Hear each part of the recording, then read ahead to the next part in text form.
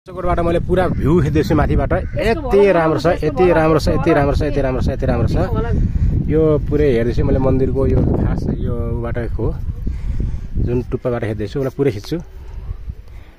सुरु गरेछु हेर्नु है कति राम्रो आछ यो सबै कुरो पारी कति राम्रो है। उदाइन उता अगाडि नि मान्छे नदेखेर यो गरुड अनि देखेछ हेर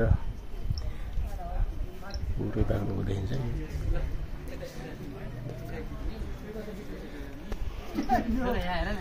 त्यता फोटो पनि रहेछन्, एउटा मूर्ति रहेछन् शिवको हैन। सब छ त यता यता एकचोटि पछाडि यता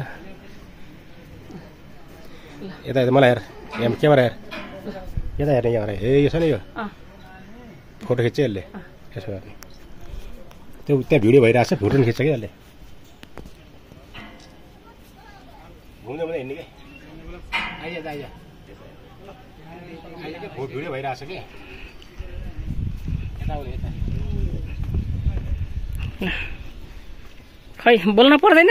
बोल्न आएको तँलाई बोल्नु लाज मान्छे जस्तो मैले के लाज मान्ने हजुरले बोल्ने होला नि। ल पञ्चकोट भन्ने के पञ्चकोटबाट यो बागलुङ पञ्चकोटको दृश्य हो, एकदम मनै लोभ्याउने खालको छ है।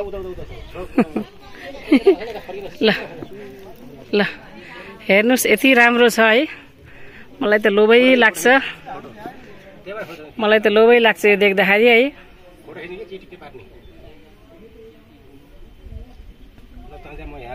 खेदिन्छु फोटो भिडियो भइरहेको छ म खेदिन्छु। ल चस्मा लाउने लाएँ